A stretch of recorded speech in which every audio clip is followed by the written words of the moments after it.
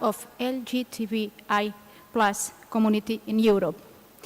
The European Observatory of Memories of the UB Solidarity Foundation has organized this international conference. This activity has the support of the Department of Equality and Feminism of the Generalitat of Catalonia, and with of the co-financing and the Citizenship, Equality, Rights and Values program of the European Union. Many actions will be taken today, such as the inaugural conference, Monuments to Gays and Lesbians in Europe, Forms of Memory in the Public Space by Stephanie Enlich, Honorary Professor of Public Art at the University of the Arts, Berlin. The table 1, Chantal at Quedas, Who do we remember and whom do we let go? Queer Stories and Memories in Italy, Spain, and Poland. And the screening of the film Read Freedom 2021, and we'll talk with its director, Thomas Rader. In the table 2, Barcelona comes out of the closet, local experience of the struggles, LGBTI+, by 3 activists. And why are acts like this important? Well, mainly because this is the first day of the Subaltern Memories cycle, which will annually give voice to memories related to certain social groups that have been silent or marginalized. On this occasion, we will address the memories of the struggles of LGBTI+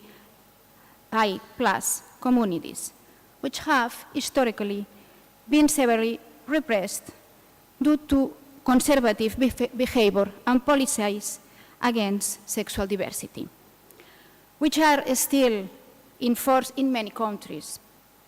Above all, the day aims to commemorate the struggles and achievements of LGBTI+ communities in defending their rights to truly achieve equality in society in Europe. Thought a historical basis, the experience of LGBTI+ activities, and a transnational perspective.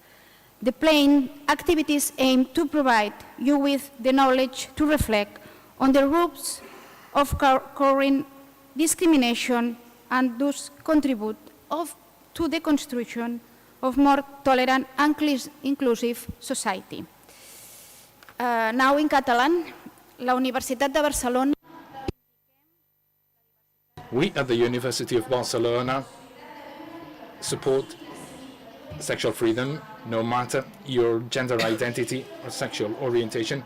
And this is translated into our regulations and also in our equality plan, on which we work on the 7th pillar in this 3rd plan for equality, called diversity and intersectionality on gender. And therefore we are really happy at the University of Barcelona when participating on this very much needed struggle.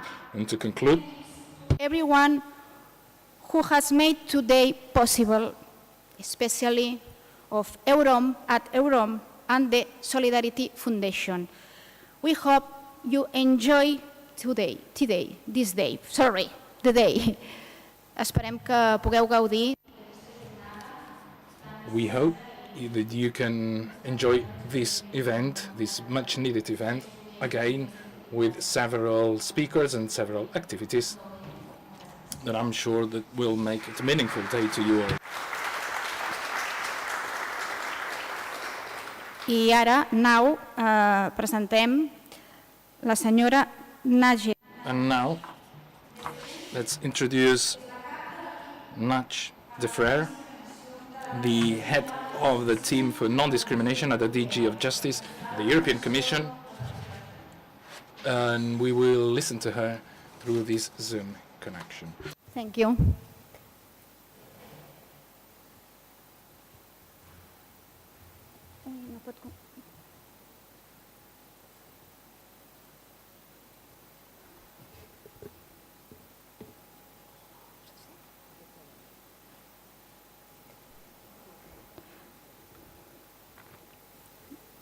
No ens veu. Hem de dir que no la sentim, no? Coses del directo, no?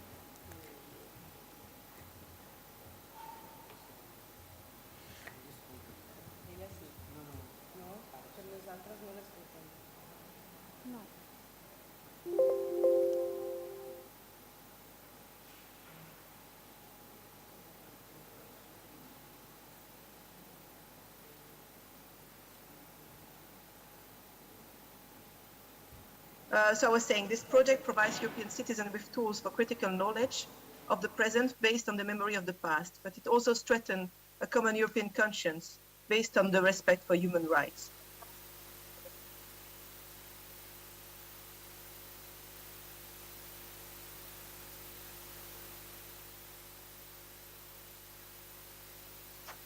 Today, we remember the struggles of the LGBTIQ+ communities, and by doing so, we put the horrors of the past, a past when homosexuality and trans identities were considered a disease, behind us. In the European Union, we are working hard to support all LGBTIQ communities.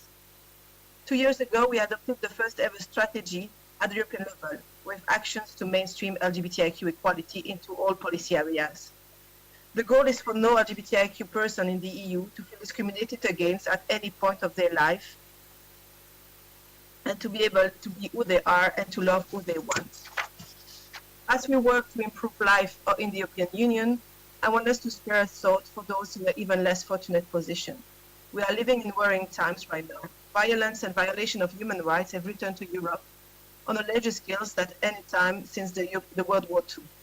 Manifestation of hate and anger remind in most brutal way how important our task of defending the common European values, human dignity, freedom, democracy, equality, rule of law, human rights really is. It's our privilege to live in a society in the EU in which pluralism, non-discrimination, tolerance, justice, solidarity, and equality prevail. We must never forget it. It is extremely important that we continue working together for those values in the most determined way. Equality and human rights do not remain and come true on their own. They must be actively cherished. In this very challenging situation, the Commission continues its effort to protect fundamental rights and to fight discrimination by all its means. We follow closely the treatment of vulnerable groups, including LGBTIQ people who flee the war from Ukraine to the EU. Let me now end with 3 concrete examples, my own conclusion on what we can learn from history as a policymaker. My first example is the success of the exhibition on gays and lesbians during World War II in the Shoah Memorial in Paris. When extreme power comes into force, all minority groups are at risk. Nowadays, we see that those minority groups are sometimes played against each other. This is not the solution. My first conclusion is that solidarity and intersectionality should prevail. Second, during a team building, we were lucky enough at the European Commission and my team to take part in the lesbian tour in Brussels, organized by an historian who also is an activist in the times when homosexuality was decriminalized in 1985 in Belgium. She said that she received a group of LGBTIQ activists from all over Europe, and that they're always astonished to hear that in 20 years' time, Belgium made it possible for LGBTIQ people to marry and have a family, as well as securing rights for trans people. Learning from history, we can clearly see that in the look for fundamental rights, there are sometimes setbacks, and rights should never be taken for granted, but that they can also go very fast, which is very optimistic for countries now that's a situation that is not favorable for LGBTIQ people. And last but not least, I want to share with you that during a meeting last week with member states, and Norway informed the commissions that a big part of its new LGBTQ action plan will be based on queer history of the country. So last April, they celebrated the 50th anniversary of the end of criminalization of homosexuality in Norway. And at this occasion, the Prime Minister made an official apology to LGBTIQ communities. We do not make policies in a vacuum. History make or shall make policies. I therefore encourage all governments to work closely with university and research institutes to develop the work on the history of the most vulnerable groups, and therefore also on the LGBTIQ community. I wish you a very fruitful talk and discussions also during this day. Thank you very much for your attention.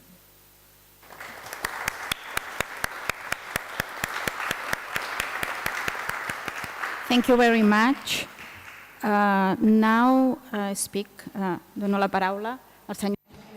And now the floor goes to Xavier Florenza, the General Director of Public Policies, LGBTQ, and the Catalan Minister of Equality and Feminisms at the Catalan government. Good morning, everyone. First of all, on behalf of the Catalan Ministry of Equality and Feminism, let me say how happy we are to be part of this opening event on this international meeting, Subaltern Memories. But also we would like to thank you for inviting us in being part of this process from this very inception, when Oriol Lopez got in touch with us in order to tell us about this project and to bring in people from the LGBTQ movement in the Catalan arena. And so let me extend this gratitude to Luisa Jimenez as well, the head of the LGBTQ division, also all the units in the National Council, some of which will also participate in a panel discussion later on. And there's been work done in recent months. I would also like to congratulate the University of Barcelona on such an initiative, which is helpful to make visible the struggles of the LGBTQ community through researchers and through activists around Europe that will be here today during this meeting, and also to do so in these very symbolic days, a week before the 28th of June, therefore enriching this whole agenda in Barcelona, but also in Catalonia, on that very special day, on the 28th of June, and considering all the different events taking place throughout these days. Sexual orientation, the gender expression of people, and the fact that they do not fit into what's usually seen or been seen as the standard, as the norm, has made that historically, and still is seen in many countries, people in the LGBTQ community have been repressed or have been socially excluded. Worth remembering that the WHO kept homosexuality as a condition until 1990, so that wasn't many years ago. And in the case of trans people, gender dysphoria has been kept until 2018, and even so, to these days, we are seeing legislation that aim trans as a condition. So this is not something that has been overcome for many years, but rather some achievements that are recent in time. Looking back, in Catalonia, one can think about the silencing and the persecution that the LGBTQ community felt under Franco's regime. You remember the social rehabilitation during the Franco regime, the law against slackers and crooks that was used against the LGBTQ community to force therapies on them, and that was not just on the community, but also on any behavior that was deemed antisocial by Franco's regime. And it was not until 1995 that it was absolutely repealed. Or the demonstration in Barcelona, the first demonstration in 1977 by the LGBTQ community, the first one that took place in Southern Europe, and that was strongly repressed by the law enforcement agencies, or how some organizations were not made legal until the early 80s. This all goes to show the need to claim these LGBTQ memories basically on two reasons. First of all, because we as a society need to be fully aware on the challenges in having these rights. Rights should not be taken for granted. It's not something that we get out of the blue. It's been a result, an outcome of a long, hard struggle. The fact that we now have this Catalan Ministry of Equality and Feminism, 40 years after the comeback of the Catalan government, I think that it's a symbol, and it's also an outcome of these struggles by many communities. And also we should be aware on how we need to support these rights, considering some people that want these to be rolled back, because at the end of the day, the LGBTQ memory is helping us to prevent things from happening again and to revisit some of our darker episodes in our more recent history.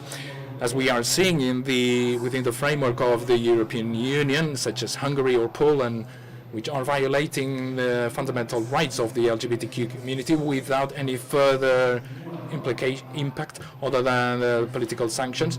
But still, some steps are being undertaken even in these European countries that are against the LGBTQ community. So there is much to be done, and we need to value the historical memory, the democratic memory in the LGBTQ community. I'm sure that there are still many memorials lacking, many memorial spaces in the public environment, and I'm sure that we will be talking about these later on. Also, in the street names of our towns and cities, we are missing references on individuals that are a significant part of the LGBTQ struggle. So I think that this is worth considering, worth being aware of, and hopefully from here on some additional proposals and additional steps can be put on. Once more, let me thank you for your initiative, and I do hope that you can enjoy this conference, and this is just the first conference of many more to come in order to recover this memory and to claim the struggle for the rights of the LGBTQ community, which is a fight for equality and freedom and human rights. Thank you. Thank you very much, the Director General. And with this, we will bring this opening part to a close, and we will now listen to the keynote speech, The Monuments to Gays and Lesbians in Europe, Forms of Memory in the Public Space, delivered and first chaired by Jordi Guixer, the Director of EUROM. And the keynote speech will be delivered by Stephanie Endlich, Honorary Professor of Public Art at the University of Arts in Berlin. Thank you very much.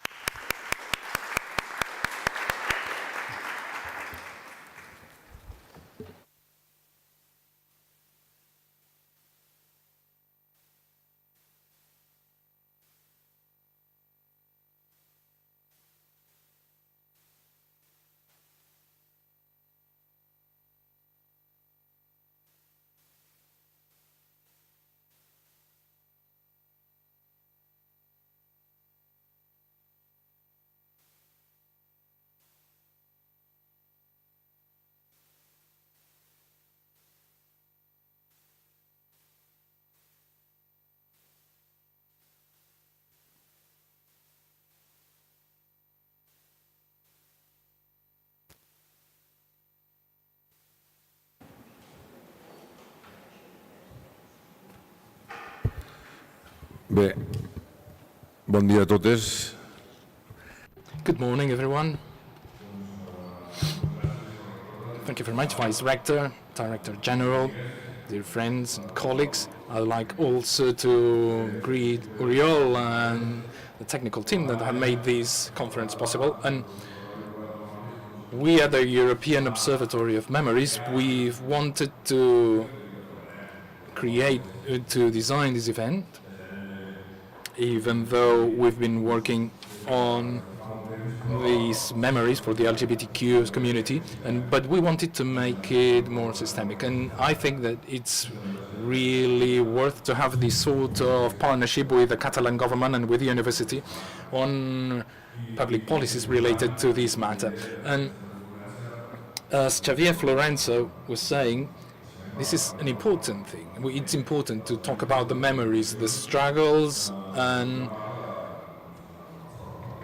from societies that unfortunately are not as free as democratic as they should sometimes, and this is why we resort to this subaltern notion.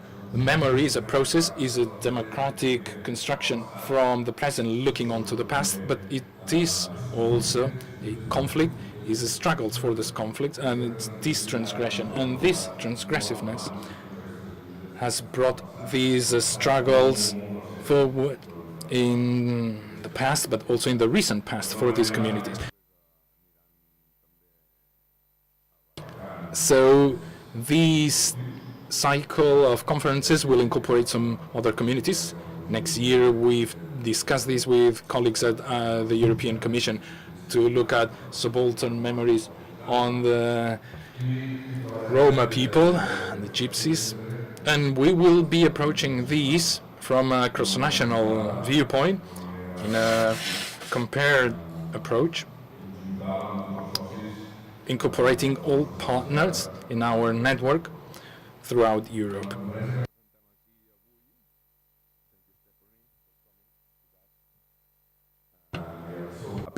Després d'aquesta pre-postpandèmia. We are so happy to have her here because we haven't seen her for long, and I'm really pleased to introduce an expert on memorial transmission in the public space and the creation of spaces in these subaltern memories on this conquest of the public space from different viewpoints, from different perspectives. And as an honorary professor of public art at the University of Arts in Berlin, I'm sure she can shed much light on this and very interesting information on this topic under a European perspective, but also well aware of the situation elsewhere in the world. Stephanie has participated on several occasions on memorials, mostly in Germany, but she has also published a pioneering book on researching and analyzing Holocaust memorials at the city of Berlin. And without further ado, let me thank the participation of the Catalan government and the University of Barcelona through the Solidarity Foundation. Let me stress, by the way, that these new programs that from the European Commission are being promoted, I think that are right on track, because I think it's right to call it citizens' rights, equality and values. It is also very appropriate to look at memory from the citizenship perspective, to look at memories considering the present-day struggles, but also the recent past struggles, and also to interact this with cooperation and partnership programs, which is at the very heart of our foundation. And this is why we have so many pillars, and we have the director, Xavier, here with us, but it will help us build a more democratic, more just society, even though we may be facing some shortcomings, some deficits, because we are in, it's not just a healthcare crisis, but we also have this political crisis, and we should be well aware of that. We have seen how the Andalusian regional elections or the French elections, well, you see how there's been a rise of the far right and this populism approach that completely disregard this sensitivity, and we really need to be well aware of these safeguards. So once more, I think that we should celebrate this type of programs at the EU level, incorporating gender justice, democratic memory, and discrimination, xenophobia, racism, and so on and so forth. So without further ado, because I'm sure that we will listen to Stephanie. And now, thank you, Jordi, for the introduction. I'm sorry that I don't speak Catalan. Very sorry. Good morning. I'm very pleased to be here and to speak at the beginning of the conference.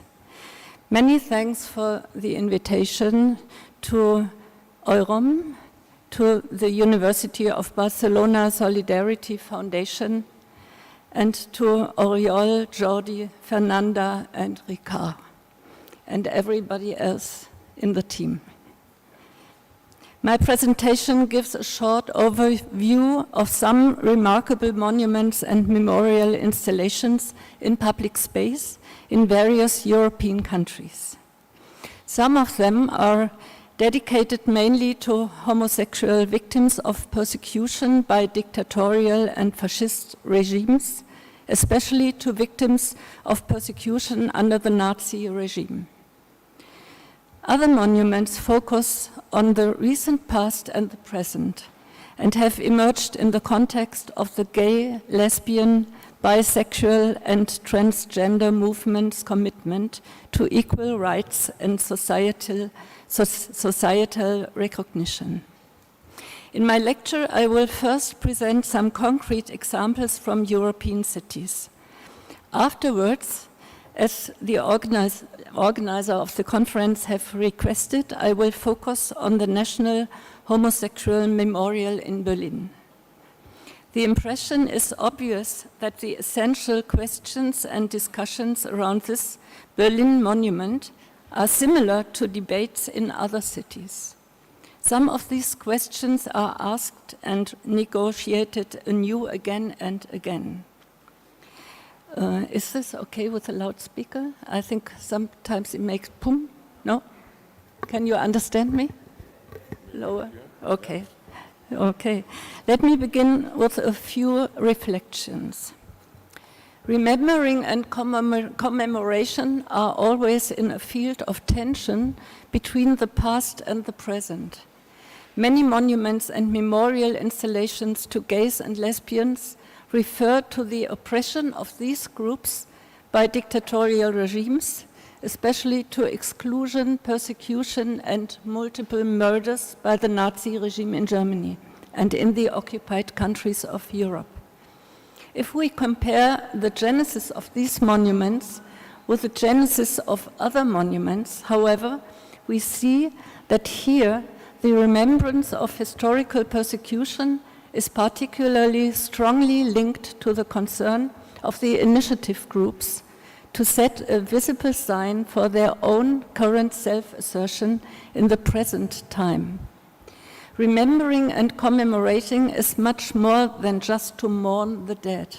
It's about asserting oneself in an environment that is still full of resentment, from subtle rejection to outright violence. A physical, permanent monument in public space is always, at the same time, a self-affirmation of one's role in society. The activists who campaign for such a memorial are usually members of the younger generation and stand up for their rights with a self-confidence and imagination. This also has an impact on the aesthetic concepts. Members of these initiative groups are usually particularly open to unconventional artistic ideas. However, a lot of time passes from the first demands for a permanent monument in public space through the debates to the realization. Setting up monuments requires a lot of patience. 10 or 20 years are not unusual. Battles must be waged against political and social rejection. Money must be found for realization. And efforts to find an appropriate artistic form often lead to serious conflicts among the initiative groups themselves. Allies are sought, networks are formed. However, rivalries often arise when it comes to the dedication of the monument. Strategies for forming alliances often leave injuries. Politics and administrative bureaucracies require compromises. Science and research bring new insights to the topic. In the best case, a monument dedication can help promote public recognition of the monument's purpose. In the worst case, memorialization remains merely a symbolic political act to cover up political failures and draw a line under them. In many countries and cities, monuments for gays and lesbians have been built in the last decades. I will present some of them to you now, some in more detail, others in short keywords. Here I will focus on Western Europe. In Eastern European countries, politics and the church have largely rejected and forbidden gay and lesbian monuments in public spaces due to their homophobic and transgender hostile attitudes. In some countries, for example in Belarus, The repressions have even become worse due to the political crisis and to the war against Ukraine.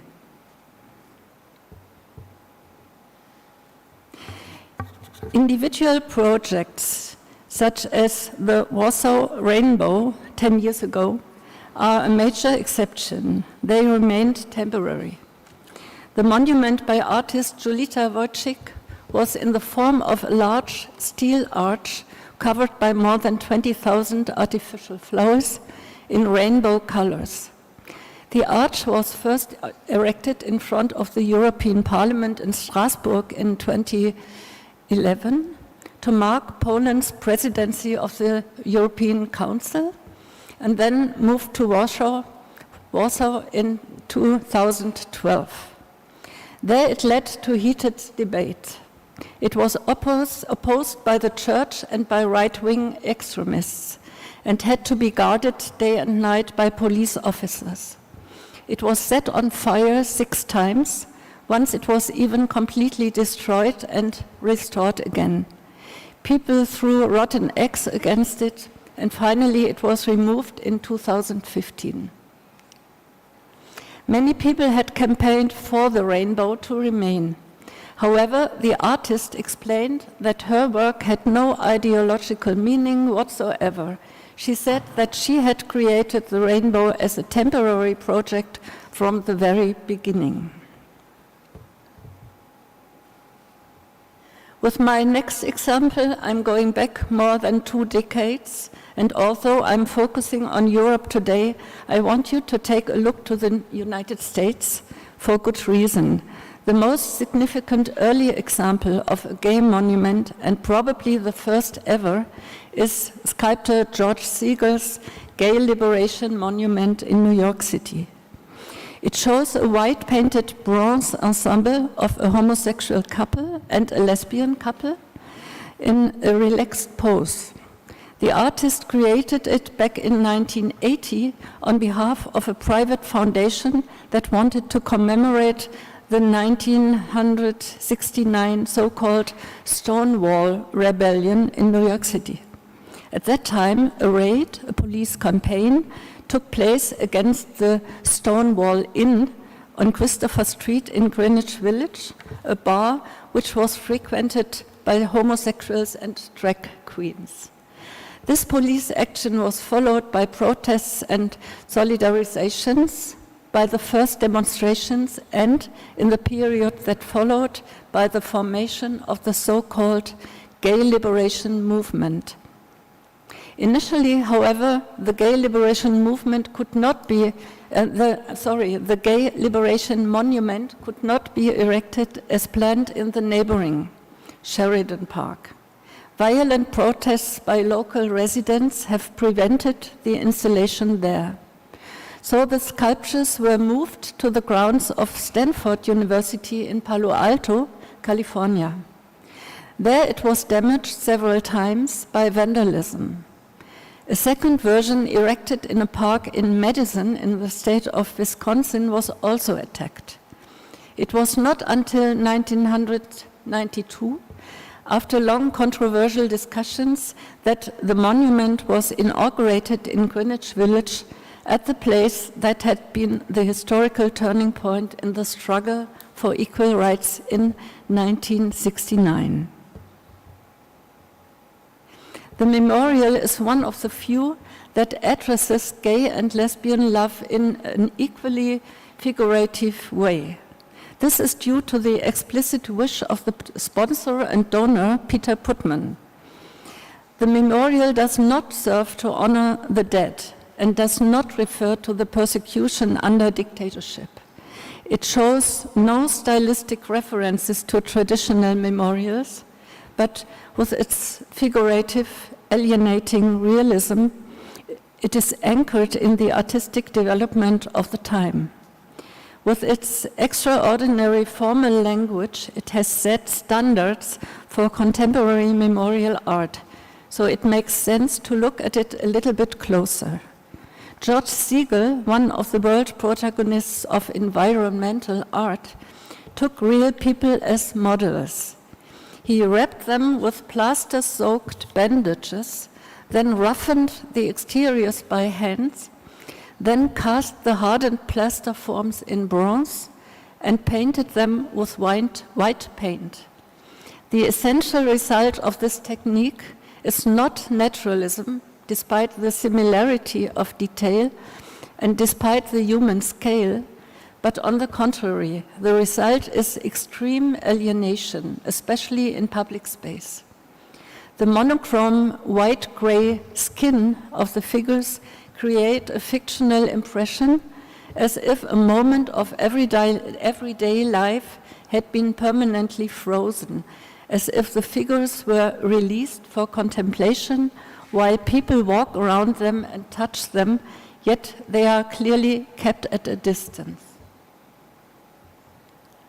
George Siegel has similarly created other environments that are outstanding examples of contemporary memorial art, such as the sculpture group The Holocaust in Lincoln Park in San Francisco. The Gay Monument in Greenwich Village is neither dramatic nor symbolic in design. It expresses no mourning, no protest, and no assurance of victory. It shows the loving devotion, the physical touch as everyday moments of the relationship of couples. In 1984, the Mauthausen Memorial Museum, the first memorial sign, was erected to explicitly commemorate the homosexual victims of the concentration camp. The memorial sign has the shape of the triangle, which was used at that time to mark the different prisoners' groups. The memorial plaque is made of old pink marble, so it has the color assigned to male homosexuals at that time. They were marked with a rosa Winkel, the pink triangle. The words totgeschlagen, totgeschwiegen, beaten to death, hushed, dead silent, these words indicate that discrimination against homosexuals continued after 1945, and that a real discourse on repression had not yet been established until now. The Mauthausen Memorial Plaque served as a model for other plaques of the same or different design in the memorial museums of Sachsenhausen, Buchenwald, Dachau, and here in Neuengamme, as well as at the memorial sites in other countries. The rosa Winkel, the pink triangle emblem, was also used outside of memorials in numerous monuments and commemorative signs of the gay movement. For example, in San Francisco, there is an entire pink triangle park was created. Or in Tel Aviv, Sydney, Anchorage, Montevideo, San Juan in Puerto Rico, Cologne, and many other times. In Warsaw, two gay activists had planned in 2007 to erect a monument in the form of the pink triangle to the gay victims of Nazi terror. However, despite some support from Warsaw city parliamentarians, the realization did not succeed.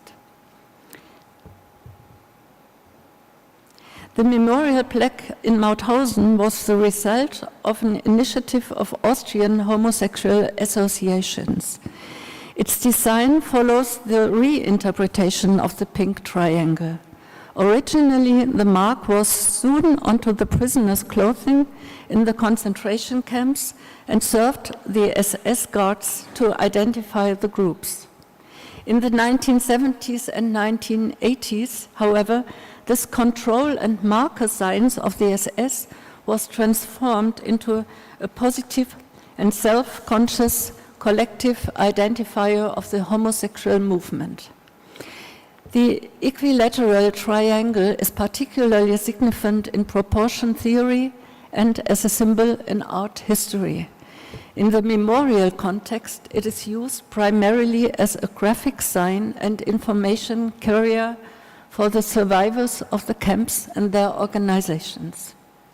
In concentration camp memorials and cemeteries, the triangle is used as a design element for honoring the dead victims of Nazi persecution. Especially in the context of the LGBTI movement, many contemporary artists use the triangle in their designs for monuments and memorial signs to gays and lesbians, varying it in different ways. This ignores, however, the fact that the historical pink concentration camp triangle was only applied to male prisoners. There was no special identifying sign for lesbian women in the Nazi concentration camps. Lesbian women also did not form a separate prisoner category in the camps. They were intimidated in other ways. Lesbian women were sent to camps not nearly so often as gay men, to put it more precisely, only in individual cases, and then usually categorized as political prisoners or as so-called asocials. The special circumstances of the persecution of lesbian women by the Nazi regime were not researched by historians until in the recent past. In the current debates about the dedication and about the design of monuments, the parallels and differences in the nature, in the extent, and in the severity of the persecution of gays and lesbians under this dictatorship play a major role. I'll come back to this at the end of my lecture.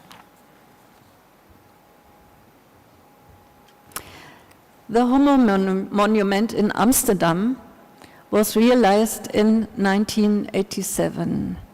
You find a beautiful picture in the middle of your program. I just saw this morning. The monument is located at the Westermarkt, right in the center of Amsterdam, a large square which is surrounded by canals. The dedication of the monument does not only refer to homosexual victims of National Socialism, but includes all homosexual people in the past and present who were and who still are oppressed or murdered because of their sexual orientation. The initiative came from Dutch gay and lesbian groups.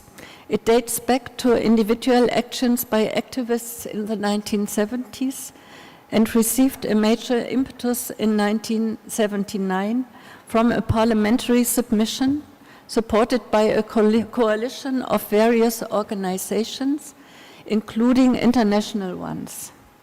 This was followed by the establishment of the Homo Monument Foundation and by the formation of a committee that determined the central location and held an art competition.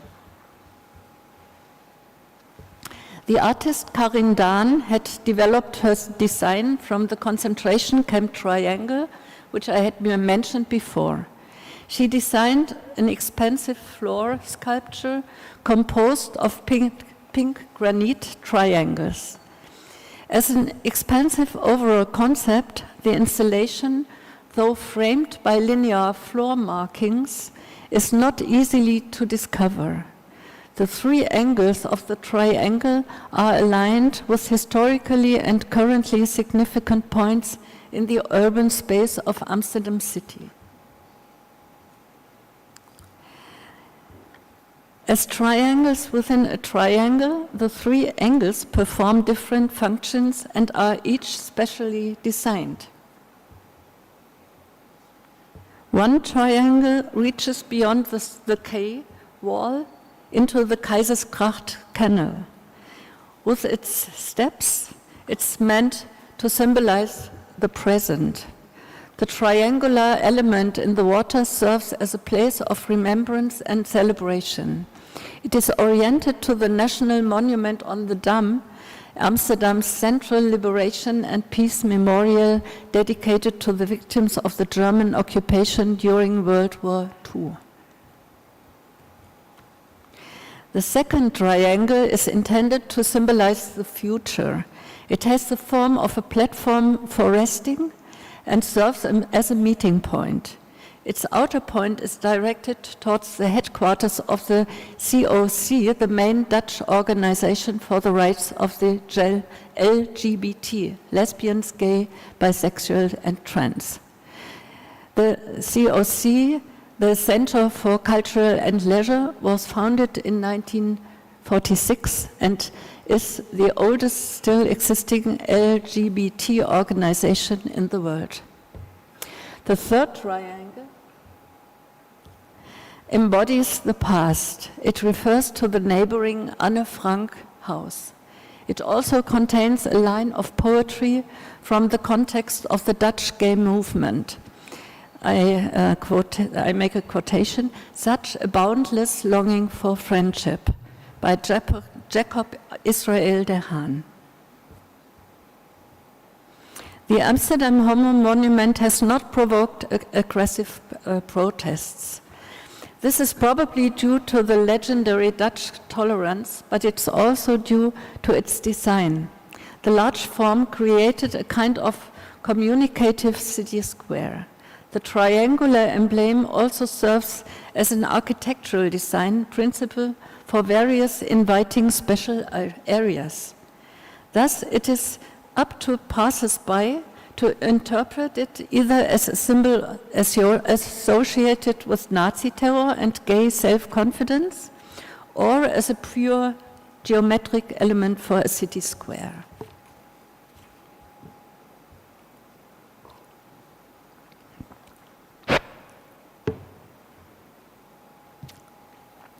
A monument of particularly artistic interest is the bronze angel in Frankfurt am Main.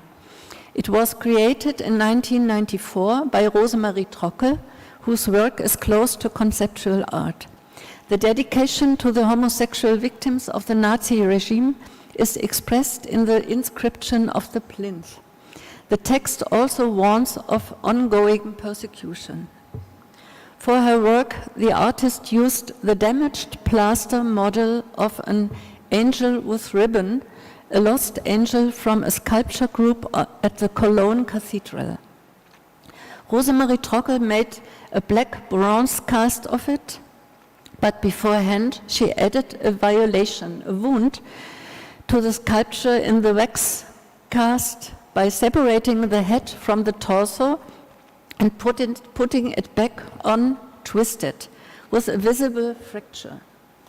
In this positioning, the head of the angel seems to turn towards the courthouse behind it, which can also be interpreted as a symbol for bending or twisting the law. Rosemarie Trockel herself referred to Walter Benjamin's Angel of History, the backward-looking prophet, who embodies mercy and compassion, but also androgyny. In addition, other references can be found, including religious ones, for example, in the small square whose design is part of the overall concept. Two circles enclose the monument, one formed by 4 badges, the other by 4 box hedges. This resembles the famous art historical motif of the Madonna in the Rose Grove, Madonna del Rosetto, Madonna en la Rosaleda. The monument is located in the center of Frankfurt's homosexual culture and subculture. It came about through the efforts of the initiative Memorial Gay Persecution. The Red-Green City Council of Frankfurt agreed, but did not give any money. The initiators had to finance the art competition and the realization themselves with the help of donations. The Stolpersteine, the stumbling stones by the artist Gunter Demnig, can now be found not only in Germany, but all over the world. The artist lays stones in the street pavement which are made of concrete in the dimension of old paving stones. The surfaces consist of shiny gold press plaques into which the names and life dates of people are stamped who once lived here and who were murdered by the National Socialists. Gunter Demnig's Stolpersteine, stumbling stones, settings are always accompanied by grassroots activities, initiated and supported, for example, by school groups or residents or surviving descendants of the victims. Like no other project in the field of commemoration, it has developed from the idea of a small marker in the mid-1980s into a popular success story, the largest decentralized memorial in the world, as it likes to be called, with more than 80,000 stones in Germany and other countries. In 2015, the first stumbling stone was also laid in Spain, in Navas, Catalonia. In 2013, the first stumbling stone was laid in Berlin for a homosexual victim, the dancer and choreographer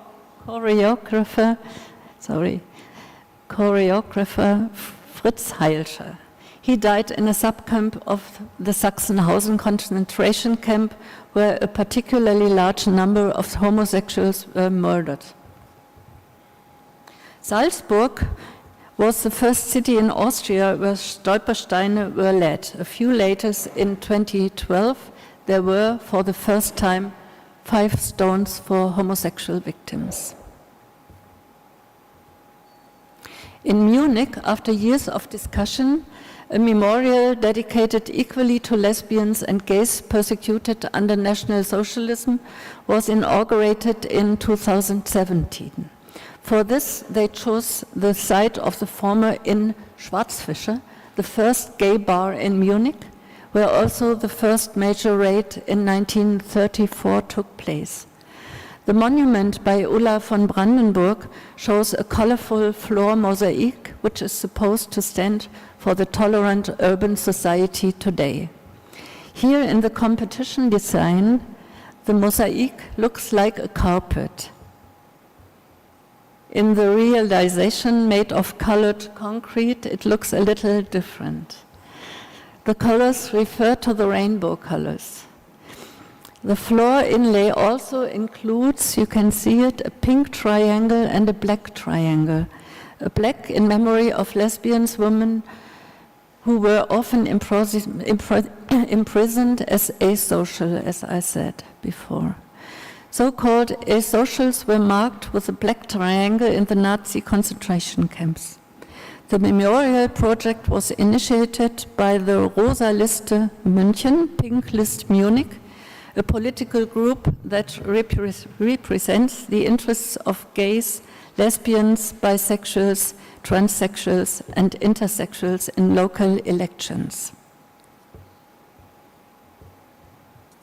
Discussions in Düsseldorf also lasted for 2 decades. In 2021, the monument by sculptor Klaus Richter was inaugurated, a group of bronze figures holding one hand aloft and holding each other together with the other hand. It's dedicated to lesbian, gay, bi-queer, inter and trans people who were victims of Nazi persecutions, but is also intended to remind discriminated people today.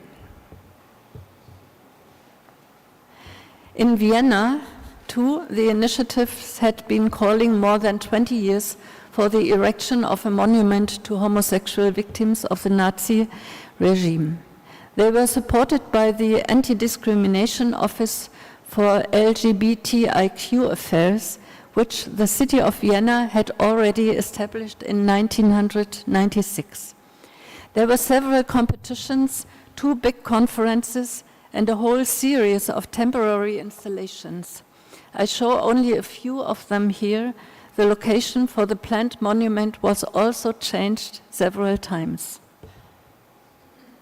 Oh, sorry, it's so small. I hope you can see it. Der Rosaplatz, the pink place of Hans Kuppelwieser, the result of the first competition in 2006. A water surface colored pink, reminiscent of the pink triangle. In the pink surface, the lettering queer. This was not realized because it turned out that no coloring dye is permanently harmless. the Mahnwache, Solemn Vigil by Ines Dujak, an artistic intervention at the site of Vienna Gestapo headquarters in 2010. Every week on Fridays, people with picture boards stood there for 1 hour. The boards showed photos of crying people bleeding from the ear, the pain of remembering. Zu spät, too late was a temporary installation by Carola Dertning and Julia Rode in 2011. The latter were made of resistant plants, and they say non-recognition was too long.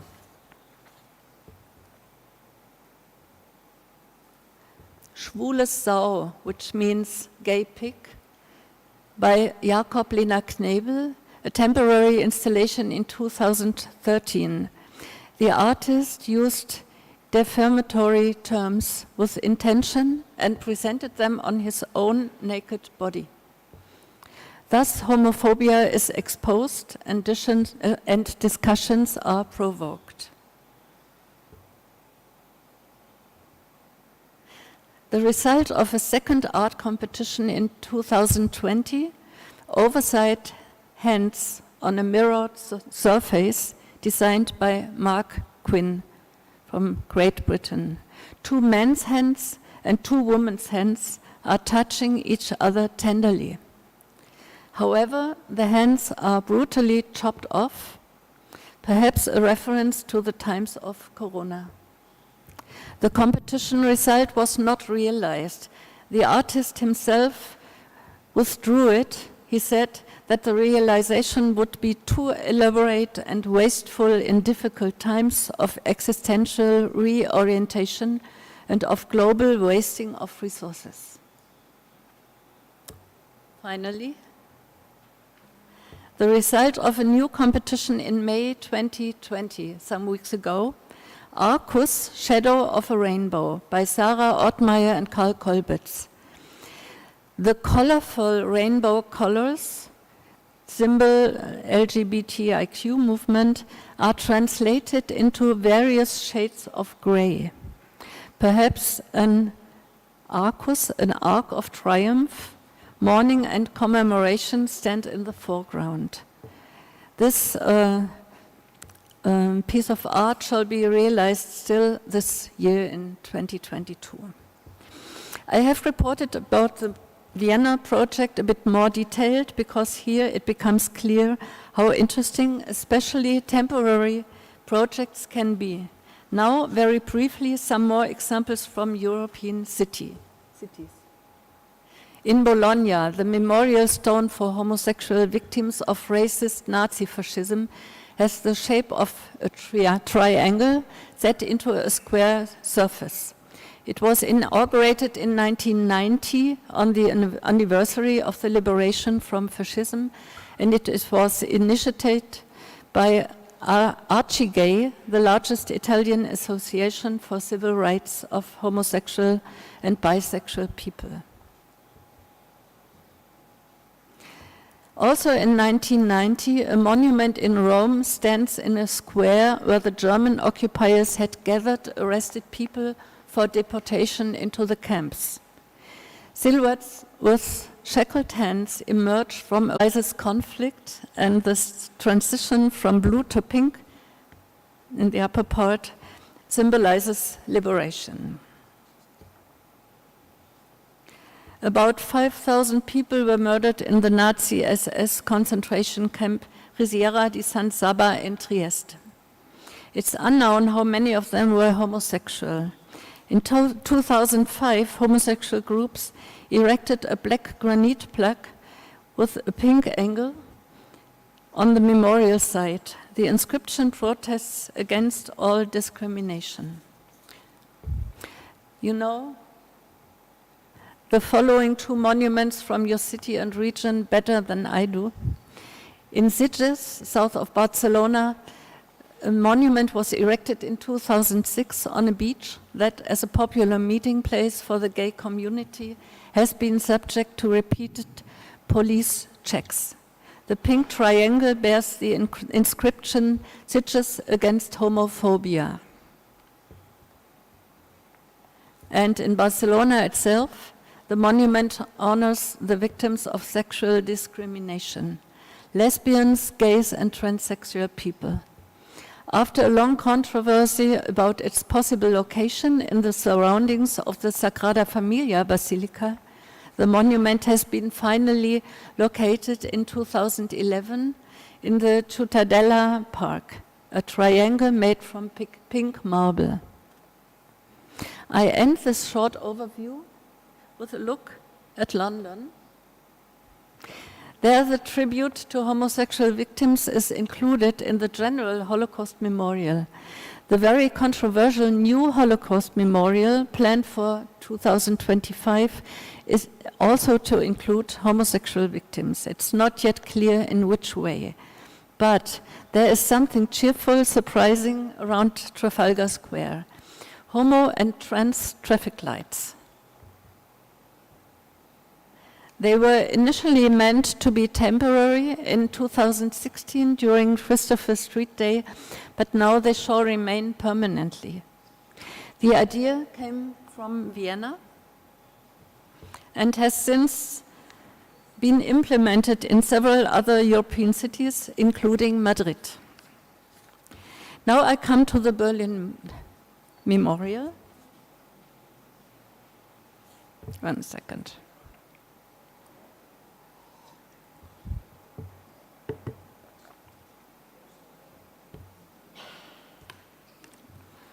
The monument to homosexuals persecuted under National Socialism was erected in Berlin in 2008.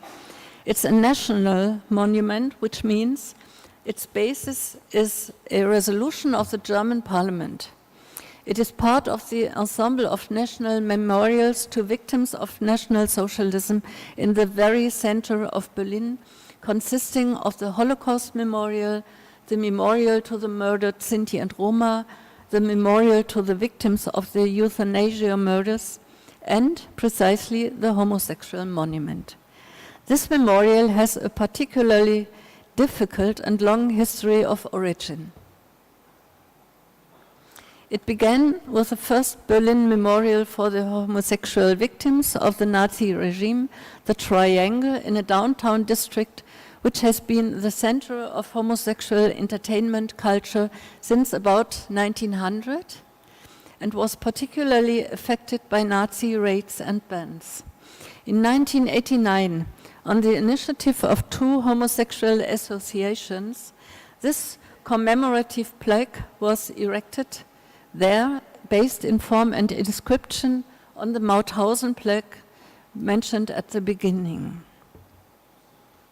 10 years later, the artist Salome erected the rainbow stele a few steps away from it, financed by a private initiative. Complementing the memorial triangle that looks back at those persecuted by the Nazi regime, this art object was designed as a cheerful sign of the present. A metal pen in the bright colors of the gay and lesbian rainbow flag with a pink tip reaching towards the sky. During the competitions for the Holocaust Memorial, that was around 1995, the Gay Memorial Initiative was formed, which later became the initiative named Commemorate the Homosexual Victims. Gradually, it succeeded in gaining the support of numerous politicians and civic groups for the idea of a national memorial. Together with the Lesbian and Gay Association, the initiative recalled the promise made by the Bundestag, the German parliament, in 1999.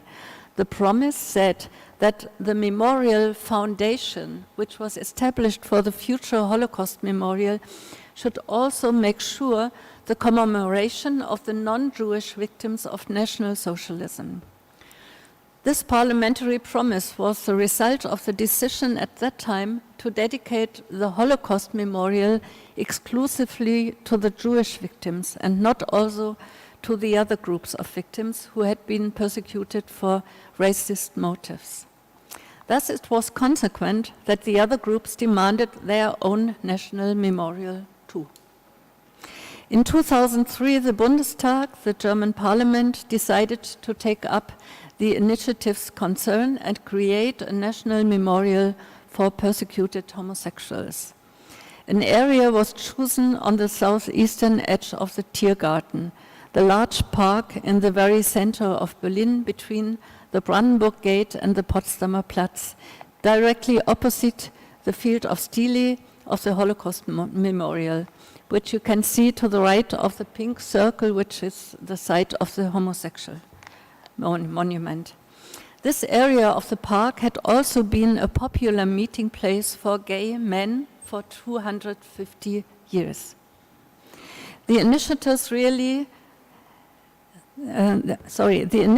recalled, I quote, that the persecution and oppression of gay people continues to the present day. The memorial should therefore also be a place of self-assurance. This reference to the present was explicitly included in the parliamentary resolution, I quote, "With this memorial, we want to honor the persecuted and murdered victims, keep the memory of injustice alive, and set a constant sign against intolerance, hostility, and exclusion against gays and lesbians." End of quotation. A two-stage art competition followed with participation from the Lesbian and Gay Association and the Grassroots New Society for Visual Arts.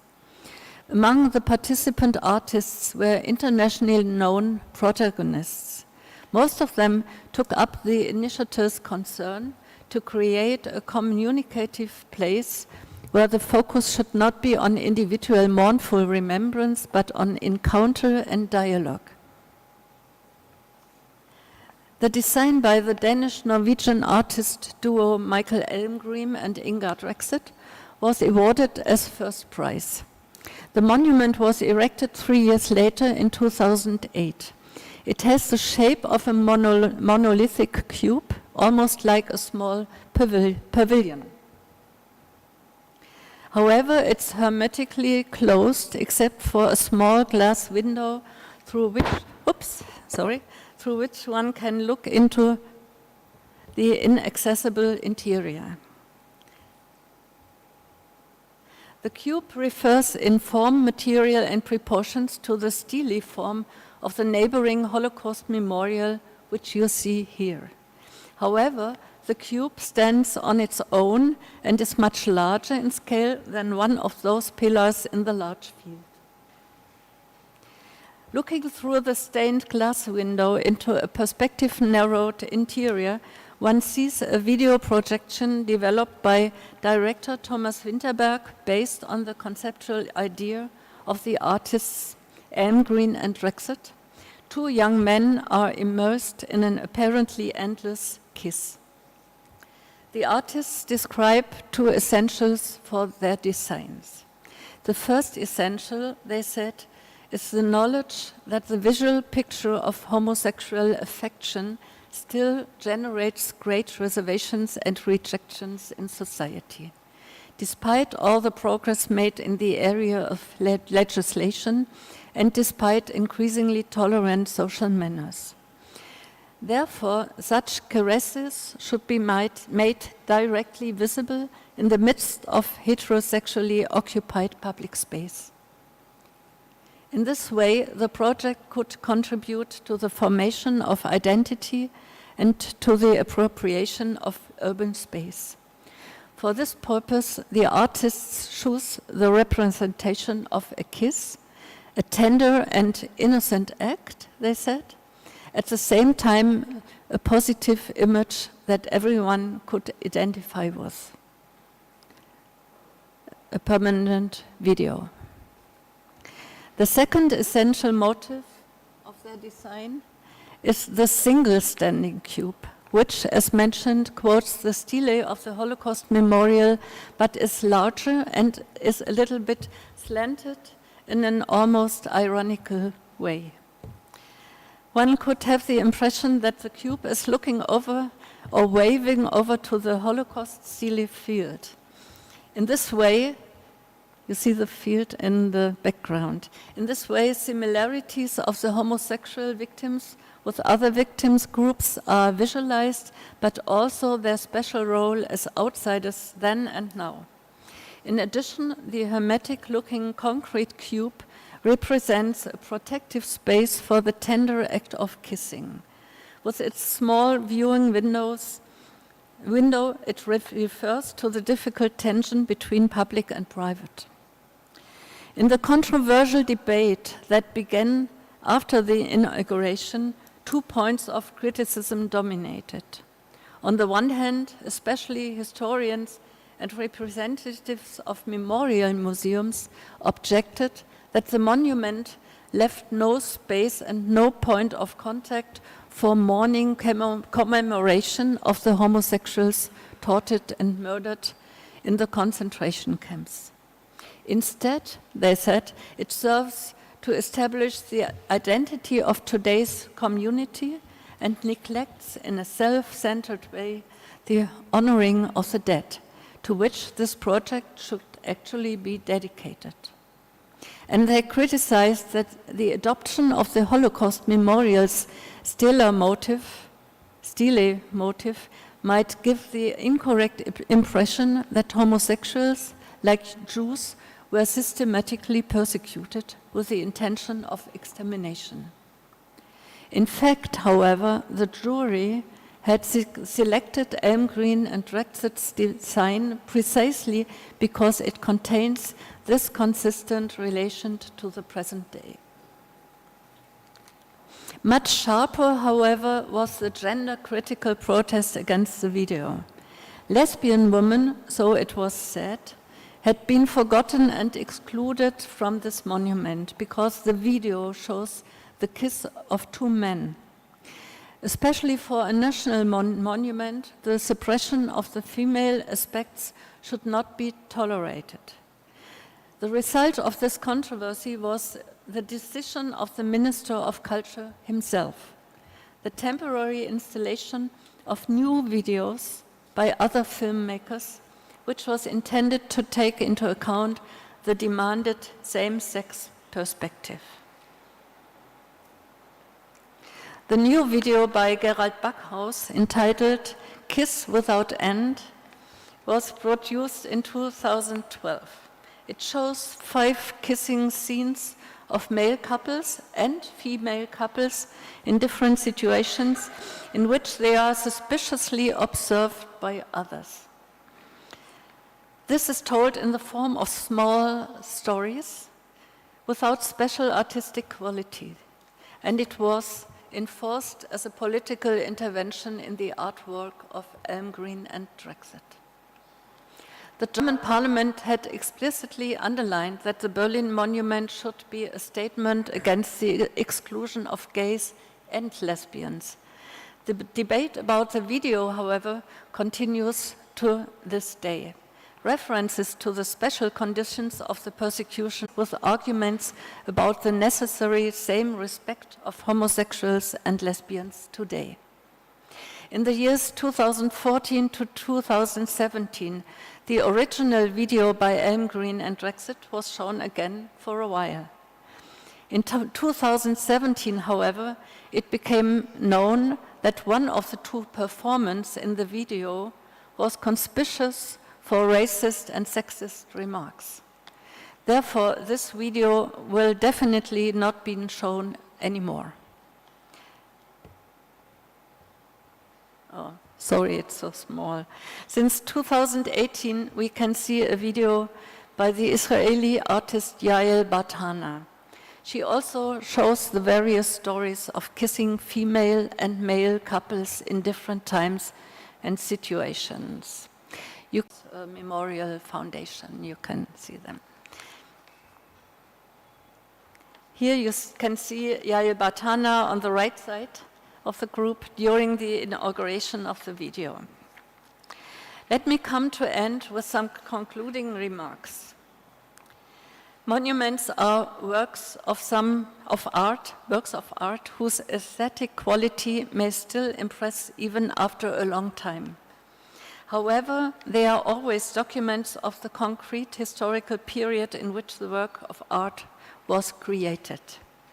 They are documents of the stylistic art movements of the time and documents of the priorities set by the initiators and by the sponsors for such a monument at that time.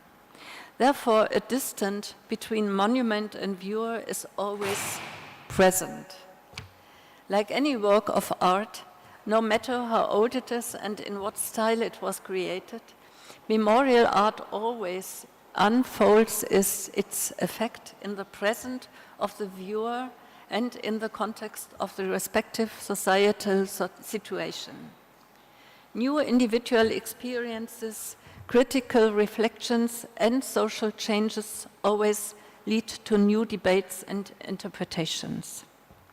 Especially in the case of our topic, it becomes clear how strongly the entire remembrance cultural context can change in just a few years. In Germany, for example, the conflict over whether the persecution of lesbian women during the Nazi era should be equated with the persecution of homosexual men gradually loses its sharpness thanks to more extensive historical research. True, in Nazi Germany, only homosexual men were criminalized by the so-called paragraph 175.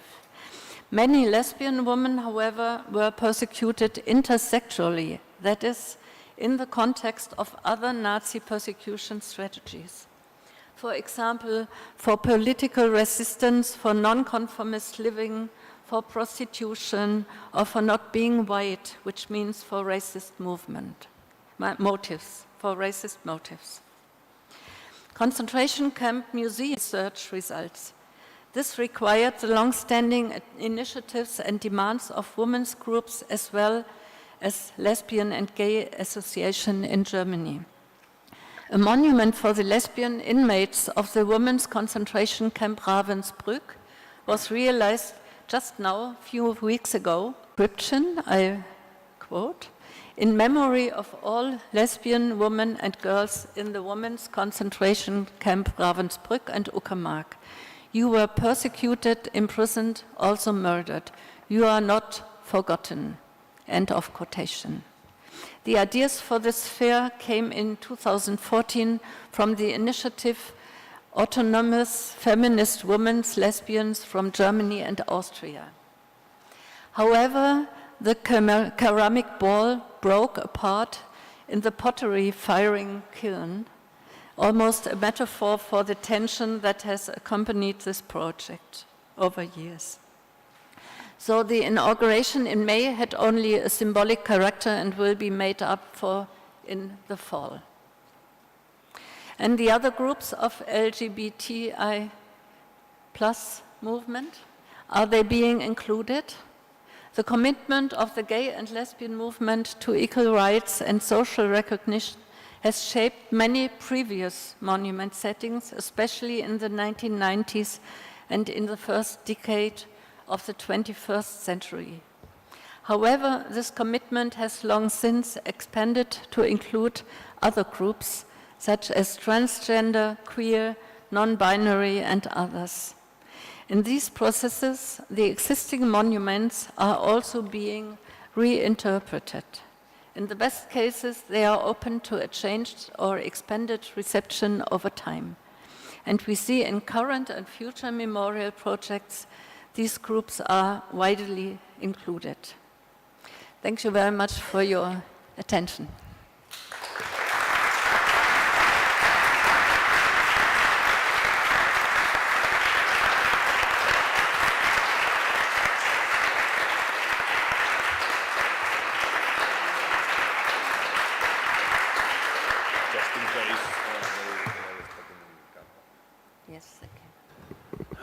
Thanks a lot, Stephanie.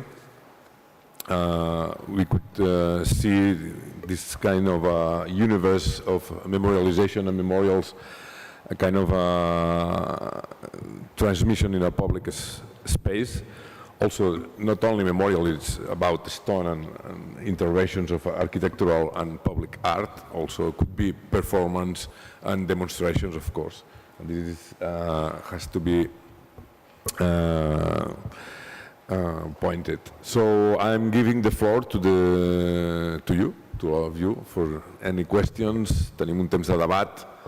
We have some time for Q&A, so you can ask your questions, make your remarks. I've been talking too long, huh? Everybody's tired. Sisplau.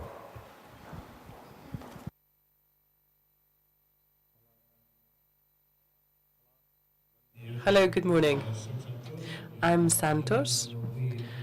I'm here representing a union in Catalonia, UGT union, and also the LGBTQ plus community. Your presentation has focused on memorials, on monuments that we as activists have been always claiming to give visibility to the LGBTQ plus struggle.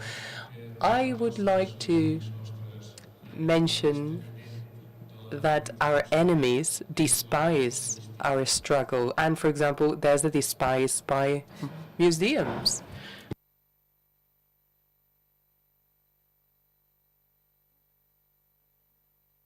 Hello, testing 1, 2, 3. 1, 2, 3. It's Canal 2. Hello, testing 1, 2, 3. 1, 2, 3. Testing. Can you hear me, Stephanie? 1, 2, 3. 1, 2, 3. Is it working now? Okay. Okay, let me start again. No problem. I'm Santos.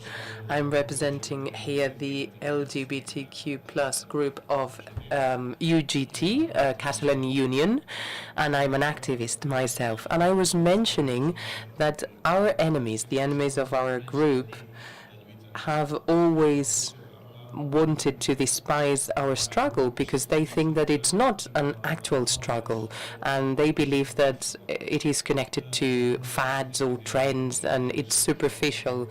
So monuments and memorials give visibility to our struggle, but you haven't mentioned musea, like museum memory and what is included in musea, because in the US it's true that they have foundations, Mason foundations that claim human rights, and they do have LGBTQ plus memorials.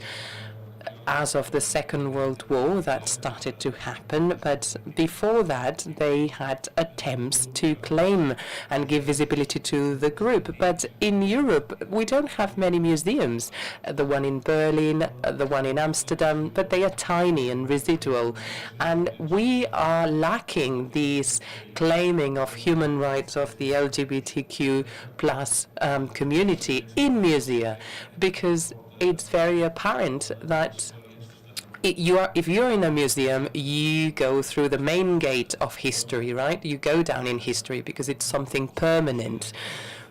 But many people believe that the LGBTQ plus movement is just a fad, a trend, something that started in the 60s with psychedelia, and they despise our struggle. What do you think about including the LGBTQ plus concept in any museum as a claim, just like any other struggles like